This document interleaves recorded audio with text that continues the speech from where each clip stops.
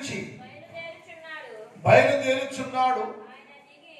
ఆయన దిగి భూమి యొక్క ఉన్నత స్థలముల మీద నడవబోచున్నాడు అని ఈ అంశాన్ని మనం ధ్యానం చేస్తున్నాం.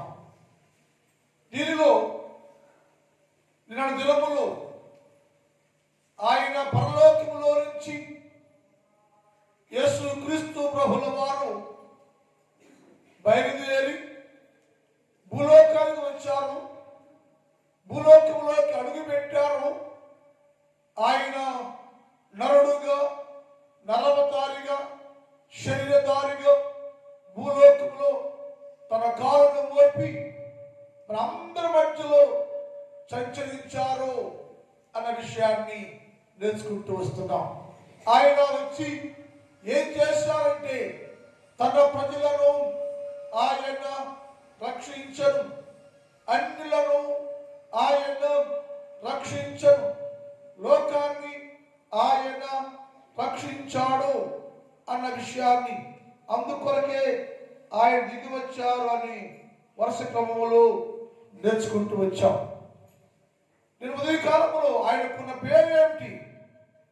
పరిశుద్ధ స్థలాన్ని విడిచిపెట్టి భూలోకానికి దిగి వచ్చిన ఆ దేవుని యొక్క పేరు ఏమిటో ధ్యానం చేస్తున్నాం. నిన్న మనము ఆయనకు ఇవ్వబడ్డ నామము లేక పేరు మంచు అని నేర్చుకున్నాం. మంచుగా ఈ లోకంలోకి వచ్చి ఏం జరిగించారు, ఏం చేశారు, తన ప్రయోజనం ఏంటి, దానిని అనగా మంచును మనము కలిగి ఉంటే మనం ఏమవుతాం అన్న విషయాలు నేర్చుకుంటాం. ఏం చెప్పాడు ఆయన? ఎవరైతే మంచును కలిగి ఉంటారో, మంచు ధరించుకుంటారో వారు కూడా తెల్లని మహిమ ప్రభావము కలిగి క్రీస్తు యేసు ప్రభుల వారి వలె ప్రకాశిస్తూ ప్రత్యేకంగా ఉంటారన్న విషయాలు దినములు నేర్చుకున్నాం. ఈరోజు మరొక ఆయన పేరు ఏమిటంటే లేఖనాలు చెబుతుంది, ఆయన పేరు మరుగు చేయబడిన మన్నా అని లేఖనాలు రాయబడి ఉంది. మరుగు చేయబడిన మన్నా అని రాయబడి ఉంది. ఎక్కడ మరుగు చేయబడ్డాడో, ఎప్పుడు విడుదల చేయబడ్డాడో, ఎక్కడ బయలుపరచబడ్డాడు అనే విషయాలు లేఖనాల్లో చాలా స్పష్టంగా రాయబడ్డాయి. దేవుడు యేసుక్రీస్తు ప్రభువుగా శరీరాకారంలోకి రాకముందు మరుగు చేయబడిన మన్నా అని లేఖనాల్లో రాయబడింది. ఎందుకు మరుగు చేయబడింది అంటే తండ్రి దేవుడు ఆయనే తన ప్రజలతో మాట్లాడచ్చు, మనిషి రూపంగా లేకుండా ఆత్మానుసారముగా ఆత్మ సంబంధిగా లోకంలో అనేకులను దర్శించారు అని. ఆ దేవుడు మరుగు చేయబడ్డప్పుడు మన్నా కురిపించాడని పాత నిబంధనలో రాయబడి ఉంది. ఆ మన్నా ఇశ్రాయేలు పోషణ కోసం, ఇశ్రాయేలు కోసము ఆ మన్నా కురిపించబడింది. అది మరుగు చేయబడింది. ఆ మన్నా కురిసిందే కానీ ఎలా కురిసిందో ఎవరు చూడలేదు అని లేఖనాల్లో రాయబడింది. అందుకని ఆయన పేరేమిటయ్యా అంటే మరుగు చేయబడ్డ మన్నా. మన్నా అనగా ఒక అర్థం ఏంటంటే జీవాహారము. మన్నా అనగా రెండు అర్థం ఏంటంటే సజీవులుగా చేయు ఆహారము. మన్నా అంటే మూడు అర్థం ఏంటంటే అది నిత్యము తెరవబడిన దూరము రాయబడింది. మన్నా అనే మాటకు మూడు అర్థాలు. ఈ మూడు అర్థాలు లేఖనాల్లో వివరంగా రాయబడి ఉన్నాయి. అందుకని యేసు ప్రభుల వారు నామం ఏంటయ్యో, పేరేంటయ్యో, మన కొరకు దిగి వచ్చిన నరుడుగా, నరవతారిగా దిగి వచ్చి భూలోకంలో జీవించి మనందరినీ జీవింపజేస్తున్న దేవుని పేరు ఏమిటంటే మన్నా అని. ఆయన ఏం చేస్తాడో ఈ మన్నా అంటే ఆయన పరలోకంలో దిగి రాక ముందే తన ప్రజలకు దర్శనమిచ్చి ఆయన వారికి ఆహారము ఇస్తాడు అని లేఖనాల్లో రాయబడేది. అనగా యేసు ప్రభుల వారు శరీరాకారంతో భూలోకంలోకి దిగి రాక ముందే, యేసు ప్రభుల వారు శరీరాకారంలోకి భూలోకంలోకి ప్రవచనం చేయబడింది. ఆయన తన ప్రజలకు దర్శనమిచ్చి ప్రత్యక్షపరుచుకొని కనబడి ఆయన వారికి ఆహారం ఇచ్చును లేఖనాల్లో రాయబడి ఉంది. రూతు గ్రంథం 1వ అధ్యాయం 6వ చూద్దాం. రూతు గ్రంథం 1వ అధ్యాయం 6వ చూద్దాం. వారికి ఆహారం ఇచ్చుటకు యెహోవా తన జనులను దర్శించను. ఇది గమనించాలి. ఆయన ఆహారంగా మారిపోయి ఈ ప్రవచనం ఎప్పుడో చేయబడింది. ఆయన వారికి ఆహారం ఇవ్వడానికి, బలపరచడానికి, ఆహారంతో తృప్తిపరచడానికి తన జనులకు దర్శనమిచ్చి భూలోకము జరిగిస్తాడో, ఆయన శరీరాకారంతో వస్తాడో, తన్ను తాను ప్రత్యక్షపరుచుకుంటాడు, కనపరుచుకుంటాడు, ఆయన బయలుపరుస్తాడు అనే విషయాన్ని లేఖనాల్లో రాయబడి. ఇంకా చాలా విషయాలు ఉన్నాయి, టైం లేదు కాబట్టి వదిలేస్తున్నాను. దేవుని యొక్క దర్శనము ప్రత్యక్షపరచబడింది, బయలుపరచబడింది. ఆయన ఎందుకు బయలుపరచబడ్డాడు అంటే మన్నా అనే పేరుతోటి తనను బయలుపరచుకొని తన ప్రజలందరికీ ఆహారం ఇచ్చి జీవింప చేయటకు ఆయన తన్ను తాను ప్రత్యక్ష పరుచుకుని భూలోకంలో అడుగు పెట్టారు. ఆయన పేరు మన్నా అని రాయబడింది. పాత నిబంధనలో కూడా ఈ విషయంలో ఆకాశం తెరవబడింది, అంతరిక్షం తెరవబడింది. అంతరిక్షములో నుంచి అంతరిక్షానికి, ఆకాశానికి తండ్రిని దేవుడు ఆజ్ఞాపిస్తే అందులో నుంచి తెరవబడిన ఆకాశములో నుంచి, ఆకాశ ద్వారములో నుంచి భూలోకంలో ఉన్న ప్రజలు పోషించబడటానికి వారి కోసము అంతరిక్షములో నుంచి ఆహారం అనగా మన్నా దిగి వచ్చెను అనే మాటలు కూడా రాయబడ్డాయి. 78వ కీర్తన. ఆహారములకై ఆయన వారి మీద, ఆహారములకై ఆయన వారి మీద మన్నాను కురిపించెను, ఆకాశ ధాన్యము వారికి అనుగ్రహించెను, దేవదూతుల ఆహారం వారు పూజించారు అని రాయబడింది. అంటే ఇక్కడ ఏమంటే మన్నాను ఆకాశములో నుంచి దిగి వచ్చను. ఈ మన్నా ఎక్కడుందో మొదట ఆకాశంలో ఉండను, దేవుని యొద్ద ఉండను, దేవుడై ఉండను. ఈ ఆహారము మనుషులకు తన్ను తాను బయలుపరచుకొనను. ఎడయమి దేవుడు పొదలో మాట్లాడాడా? ఎడయమి దేవుడు కొండ మీద మాట్లాడాడా? ఎడమి దేవుడు అగ్నిలో మాట్లాడుతున్నాడా అని పండితులకు అర్థము కాని ప్రవచనాన్ని నెరవేరుస్తూ ఆ దేవుడు భూలోకంలోనికి దిగి వచ్చి తన్ను తాను ప్రత్యక్షపరుచుకున్నాడు. ఎలా అంటే ఇప్పుడు దాకా మరుగై ఉన్న మన్నా, రహస్యంగా ఉన్న మన్నా, రూపము లేకుండా ఉన్న మన్నా, మనుషాకారం లేకుండా మన్నా అనే దేవుడు ఈ లోకంలోనికి తన్ను తాను బయలుపరుచుకుని మరుగై ఉన్న మన్నా అనబడే యేసు క్రీస్తు ప్రభుల వారు భూలోకంలోనికి దిగి వచ్చాడు. ఆయన పేరే మన్నా అనగా జీవాహారము. జీవాహారము అనే పదముకు అర్థం ఏంటంటే జీవింపజేసే ఆహారం అని తర్జుమాలో ఉంది. జీవింపజేసే ఆహారం అంటే జీవాహారము. ఈ ఆహారముగా దేవుడు భూలోకానికి దిగి వచ్చాడు. ఎందుకంటే ఆహారముగా నేను ప్రత్యక్షపరుచుకున్నాడు, బయలుపరుచుకున్నాడు. యేసు ప్రభుల వారు భూలోకానికి దిగి వచ్చిన తర్వాత ఆయన స్వయంగా మాట్లాడు. ఎవరవయ్యా అన్నారు, నీ పేరేంటయ్యా అన్నారు, ఏం చేస్తావయ్యా అన్నారు. వడ్లవారి కుమారుడు కదా నువ్వు అన్నారు, మరి ఒక కొడుకు కదా అన్నారు. అంటే యేసయ్య అన్నాడు, నేను వడ్లవారి కుమారుడినే, మరి కుమారుడి కంటే నేను ఎవరినంటే జీవాహారాన్ని, నేను నా పేరు జీవాహారము అనగా మరుగు చెయ్యబడి మన్నా నా పేరు. అయితే ఈ లోకంలోకి జీవాహారం వచ్చాను నేను లేఖనాల్లో రాయబడి ఉంది. అంటే యేసుక్రీస్తు ప్రభు వారికి ఉన్న మరొక పేరేంటంటే జీవంప చేయు ఆత్మ, మరుగై ఉన్న మన్నా. ఆ మన్నా అనేది ప్రభుకి ఇవ్వబడ్డ పేరు. ఆయన చెప్పాడు, నేను మరుగు చేయబడ్డ మన్నాను జీవాహారం నేనే. యోహాను సువార్త 6వ అధ్యాయం 31 చదువుదాం. పరలోకములో నుంచి దిగి వచ్చిన జీవాహారము పరలోకములో ఉంది మన్నా. ఈ మన్నా ఆ పేరు కలిగిన దేవుడు పరలోకములో ఉండెను. ఇప్పుడు ఆయన పరలోకాన్ని విడిచిపెట్టి మనుషులందరికీ జీవాహారాన్ని ఇచ్చి జీవింప చేయడానికి ఆయన భూలోకానికి దిగి వచ్చాడు. దిగి వచ్చే ప్రజలు అడిగారు, నువ్వు దేవుడువా? ఎస్, నేను దేవుణ్ణి. నీ పేరేంటయ్యా అంటే యేసు ప్రభు చెప్పాడు, మరుగయున్న మన్నా. అంటే మన్నా అనే పదానికి అర్థం జీవాహారము, జీవంపు చేసే ఆహారము. నేనే సర్వ లోకములో మనుషులు అందరికీ జీవ ఆహారము ఇచ్చి జీవింప చేయటానికి పరలోకములో ఉన్న నేను, మరుగయున్న నేను దిగి భూలోకానికి వచ్చానయ్యా. నేనే దిగి వచ్చిన జీవాహారాన్ని.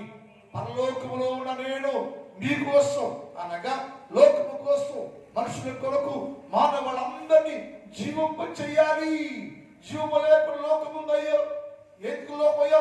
లోకములో జీవము లేదా అంటే ఏసైనాడు, నేను జీవింప చేయడానికి పరలోకములో నుంచి దిగి వచ్చిన జీవాహారము నేనే.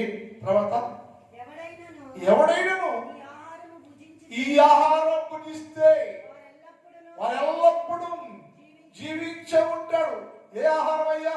మరుగయున్న మన్నా అనేటువంటి నన్ను భుజిస్తే, జీవాహారం అనబడే యేసుక్రీస్తు ప్రభువుని భుజిస్తే వాడు ఎల్లప్పుడూ జీవించే ఉంటాడు అన్నాడు. ఇప్పుడు జీవించలేరయ్యా యేసయ్యా అని అడిగితే ఆ యేసయ్య అన్నాడు, మనుషులందరూ జీవము లేని వారుగా మృతులుగా ఉన్నారయ్యా అన్నాడు.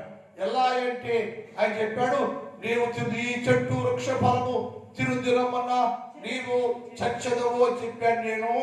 అయితే వారు ఆజ్ఞ అతిక్రమించి నేను పెట్టిన నియమానికి దాటి పండు తిన్నారు, నా మాట వినలేదు. అపవాది సాతాను మాట విని వారు ఆజ్ఞను అతిక్రమించి ఆ పండుకొని కోసుకొని తిన్నారు. ఆ రోజున వారు అందరూ అనగా ఆదాము అవ్వ చనిపోయారయ్యా అన్నాడు. ప్రశ్న వేశాడు, చనిపోతే అన్నేళ్ళ బతికాడయ్యా అన్నారు. ఆదాము అవ్వ చనిపోతే అన్ని సంవత్సరాలు ఎలా బతికాడయ్యా అంటే దేవుడు చెప్పాడు, శారీరకంగా వారు బతికి వెళ్ళగొట్టబడ్డారు, శారీరకంగా వారు జీవించే ఉన్నారు, కానీ ఆత్మీయంగా చచ్చిపోయారు. వాళ్ళు ఆత్మ చచ్చిపోయారు, జీవం లేదు వారిలో. శ్రమపడ్డారు మనుషులాగా, భోంచేసిన మనుషులాగా, కష్టపడ్డారు మనుషులాగా, బిడ్డలు కన్నారు మనుషుల్లాగా. అయితే వారు చచ్చిపోయారయ్యా, జీవము లేని వారు ఆత్మీయంగా చచ్చిపోయారు. ఈ లోకంలో ఆత్మీయంగా చనిపోయిన ప్రతి మనుషుణ్ణి జీవింప చేయటానికి జీవాహారముగా అనగా మరుగైన మన్నాగా నేను పరలోక మహిమను విడిచి భూలోకములో కాలు మోపి మానవ శరీరాన్ని ధరించుకొని మనుష్య రూపంగా మార్చబడి దిగి వచ్చారు. ఎవరైతే యేసయ్య అంటున్నా, ఆయన ఎవరయ్యా నీ పేరేంటే నా పేరు యేసు అని చెప్తున్నా. నా పేరు జీవాహారము, నా పేరు మరుగైన మన్నా, నా పేరు జీవింపజేసే ఆహారాన్ని నేను. దీన్ని భుజించిన వాడు అదేనట దానిని ఎల్లప్పుడూ జీవించే ఉంటారు. యుగ యుగములు నా ప్రజలందరినీ జీవింప చేయడానికి నేను వచ్చా. ఎందుకంటే ఆహారం తింటేనే జీవిస్తావయ్యా నువ్వు, జీవాహారం భుజిస్తేనే జీవిస్తావయ్యా నువ్వు. మనుషులందరూ జీవాహారం లేకే మృతులైపోయారు అన్నాడు. యేసు ప్రభుల వారు భూలోకంలో కాలు మోపి సువార్తను ప్రకటన చేస్తున్న సమయాల్లో ఒక ఇంటికి ఆహ్వానం వచ్చింది. యేసు ప్రభువుని అడిగారు, అయ్యా నా కుమార్తె చనిపోయిందయ్యా అన్నారు. యేసు ప్రభువు వచ్చి ప్రార్థించయ్యా, ఒకవేళ నీ మాటలో శక్తి ఉంటే బతుకుతుందేమో అన్నారు. యేసు ప్రభుల వారు వారి మాటను అంగీకరించి ఆయన వారితో కూడా ఆ గృహానికి వెళ్ళాడు. వెళ్ళిపోతే ఆ చిన్నది చనిపోయి ఉండెను అని రాయబడి ఉంది. చూద్దాం. మత్తయి సువార్త 4వ అధ్యాయం చూడండి. మార్కు సువార్త 5వ అధ్యాయం 41 చూద్దాం. ఆ చిన్నదానిని చెయ్యి పట్టి తలితాకుని ఆమెతో చెప్పాను. ఆ మాటకు చిన్నదాన లెమ్మని నీతో చెప్పుచున్నాను అని చెప్పాను. వెంటనే ఆ చిన్నది లేచి నడవసాగి, అంతకుముందు జీవము లేకుండా, శక్తి లేకుండా, ప్రాణము లేకుండా పడిపోయి ఉంది. యేసు ప్రభువు అన్నారు, చిన్నదానా లే, జీవాన్నిస్తున్నా, బలమిస్తున్నా, ప్రాణమిస్తున్నా, లేచినవాడు అంటే ఆ చిన్నది నడవసాగెను. అప్పుడు జరిగినది ఎవరికి చెప్పొద్దు అయ్యాకనే చెప్పాడు. ఆయన వారికి ఆజ్ఞాపించను. ఏం చెప్పాడు? ఆయన వెళ్ళిపోతా అన్నాడు. ఆమె లేచి నిలబడింది. ఆ ఇంట్లో పిలిచాడు యేసయ్య, ఇది ఈమెకి ఆహారము పెట్టండి అన్నాడు. ఏ ఆహారం అయ్యా? అసలు ఆమె ఎందుకు చనిపోయింది అయ్యా? ఆమె ఎందుకు చనిపోయిందంటే ఇంకా కిందకు వచ్చి కామెంట్ రాస్తాడు, ఆ చిన్నది ఆహారము లేకనే, జీవాహారం లేకనే, శారీరక బతికే ఉంది, శారీరక దృఢంగానే ఉంది, ఆత్మీయంగా చచ్చిపోయింది. కారణం ఏంటంటే ఆమె ఆహారం లేదు. యేసయ్యన్నాడు, ఈమెకి ఆహారం పెట్టండి. బతికింది కదా, చనిపోయిన బతికించాను నేను. ఇప్పుడు నాకు ఏం కావాలంటే ఆహారం కావాలి. ఏ ఆహారం అంటే మరుగైన మన్నా అనబడే జీవ ఆహారము ఆమెకు కావాలి. ఆహారం పెట్టండి. ప్రపంచంలో క్రైస్తవులు అనబడేవారు నేటి వరకు, ఆనాటి నుంచి ఈనాటి వరకు మనుషులందరూ మృతులుగానే ఉండను, జీవము లేని వారుగానే ఉండను. అయ్యా, జీవము లేకుండా ఇక్కడగా ఎలా నడిచి వచ్చామయ్యా మేమంటే, మనిషిగా ఉన్నా కానీ ఆత్మీయకు ఆత్మీయంగా మృతుడవే, ఆత్మీయంగా జారిపోయాం, ఆత్మీయంగా పడిపోయాం, ఆత్మ సంబంధ జీవితము నీకు లేదు. అందుకని నిన్ను ఆత్మీయంగా బలపరిచి బతికించడానికి యేసుక్రీస్తు ప్రభుల వారు భూలోకానికి దిగి వచ్చారు. ఆయన అన్నాడు, నేనే జీవాహారాన్ని, పరలోకంలోంచి దిగి వచ్చిన జీవాహారం నేనే. ఆ చిన్నానికి ఆహారం పెట్టండి, వాక్యాన్ని పెట్టండి, భుజింప చేయండి. ఇంకెక్కడ చనిపోకుండా యుగ యుగమును ఆ నాతో ఉండే అవకాశాన్ని పెట్టిస్తున్నా నేను. అంటే అది ఏం కావాలంటే ఆహారము కావాలి. ఏంటి ఆహారం అంటే జీవాహారము, మరుగైన మన్నా. యేసుక్రీస్తు ప్రభు నేనే, ఆ మన్నా నేనే. ఆ మన్నా అనే పదానికి అర్థం అంటే జీవము చేయు ఆహారము, జీవాహారం నేనే. ఇది తినువాడు, ఇది తింటే అది ఇంకా ఎప్పుడు జీవించబడుతుంది, బలహీనపడదు. అంటే మనుషులందరూ ఆత్మీయంగా చనిపోయి ఉంటే, ఆత్మీయంగా పడిపోయి ఉంటే, ఆత్మీయంగా పడిపోయి మృతులుగా లేవలేక, నడవలేక, బలవలేక, శక్తి లేక, బలహీనమైన భూలోకంలో ప్రతి మనిషిని ఆయన బ్రతికించటానికి జీవాహారముగా అనే పేరు కలిగి, మరుగైన మన్నా అని నామకరణ కలిగి యేసుక్రీస్తు ప్రభుల వారు భూలోకాన్ని దిగి వచ్చాడు. ఆయనే మరుగైన మన్నా. ఏం చేస్తాయా మన్నా అంటే కిందకు మాట రాయబడింది. 50 చూద్దాం, 50 చూద్దాం. అంత తెలిసిన వాక్యాలు ఇవి. యోహాను సువార్త 6వ అధ్యాయం 50-51. ఇదే పరలోకములోని దిగి వచ్చిన ఆహారము.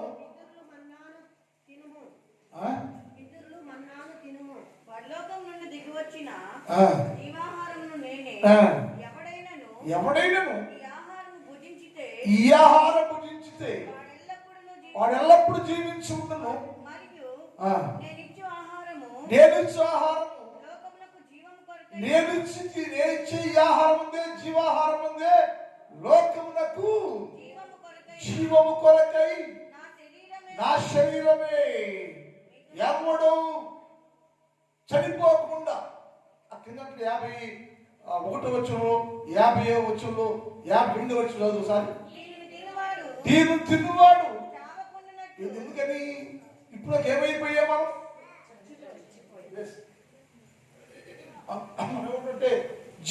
వేసాడు, జీవించుచున్న పేరు మాత్రం నీకు ఉంది కానీ నువ్వు మృతుడివే అన్నాడు. ఎందుకయ్యా? మృతుడు నేనంటే నువ్వు జీవము లేదు. ఏ జీవము లేదంటే బతికుండాలంటే నీకేం కావాలంటే జీవాహారము కావాలి. ఆహారం భుజించాలో అన్నాడు. ఇక చనిపోకు, ఎవడైనా సరే చావకుండా ఉన్నట్లుగా ఈ పితరులు అరణ్యములో మన్నాను భుజించి చనిపోయారు. నీ పితరులు అరణ్యములో మన్నాను భుజించి చనిపోయారు. అది పరలోకం నుండి వచ్చే మన్నాహారము కాదు. నేను పరలోకంలో నుంచి దిగి వచ్చిన జీవాహారము నేనే. ఎవడు చావకుండా ఉన్నట్లుగా, అక్కడ మాట వాడు ఎన్నడూ చావకున్నట్లుగా ఈ ఆహారాన్ని భుజించాలి, తినాలి. ఏ ఆహారం అయ్యా? మన్నా అనే మరుగుంచి వేడ ఆహారం, జీవాహారం.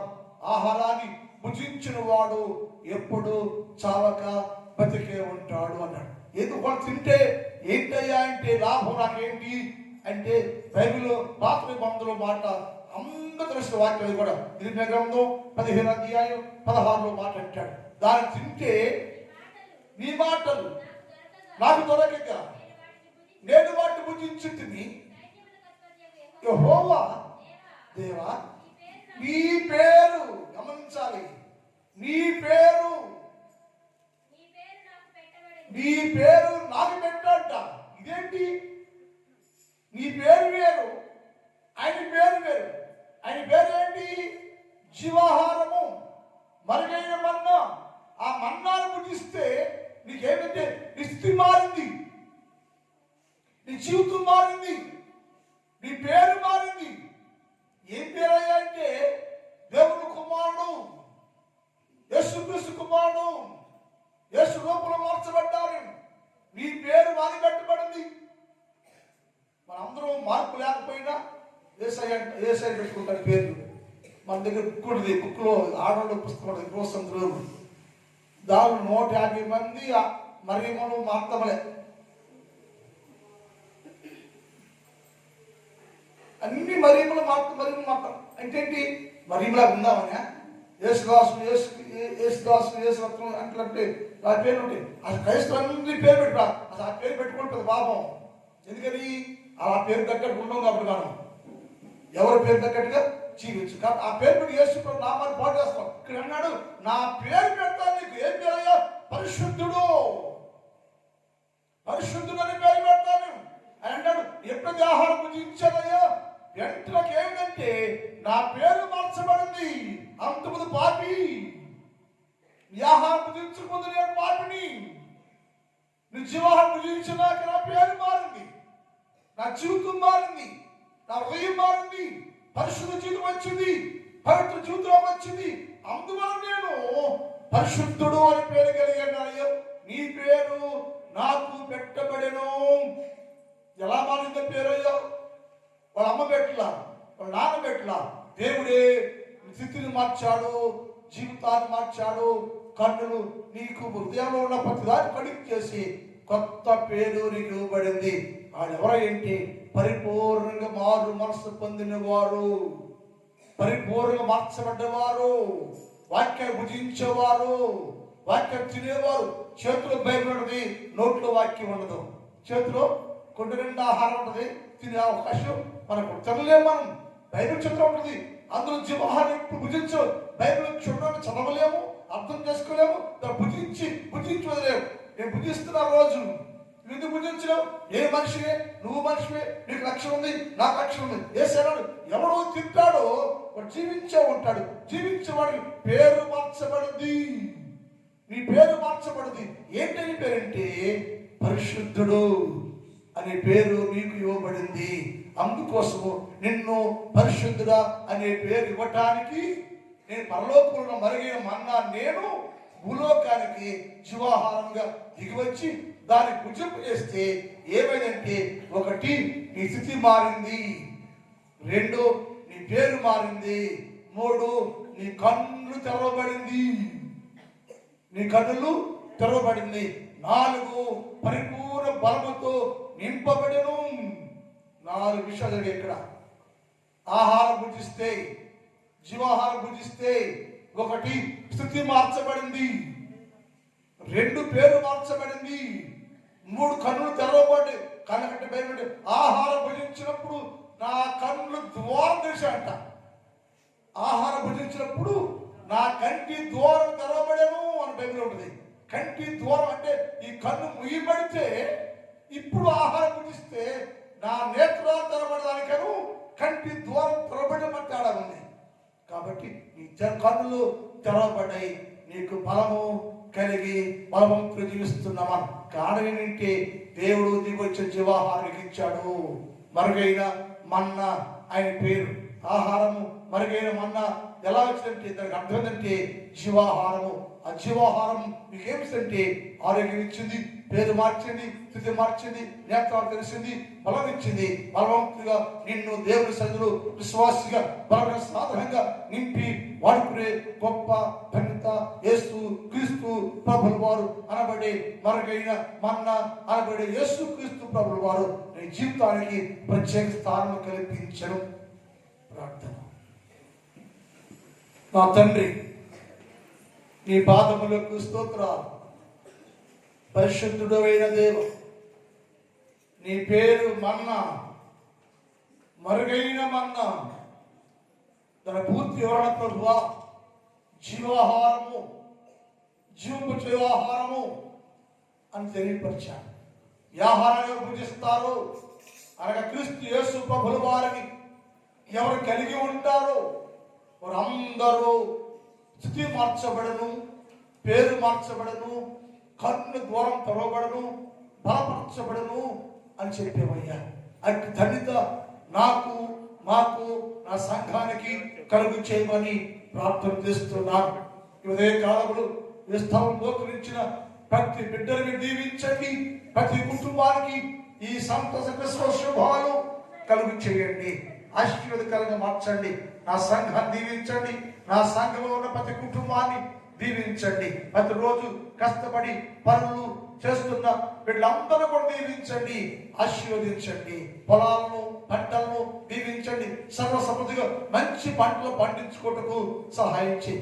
ఏ వ్యక్తికి ఏ బిడ్డకి ఏది కావాలో సకలమైన మేలులతో నింపి దినమంతా కాచి కాపాడమే పొందుకొనమని యేసు వారి పరిశుద్ధ నామములో ప్రార్థిస్తున్నాం తండ్రి.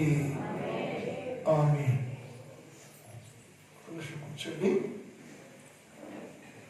ఉపహారం ఏర్పాటు చేయబడింది.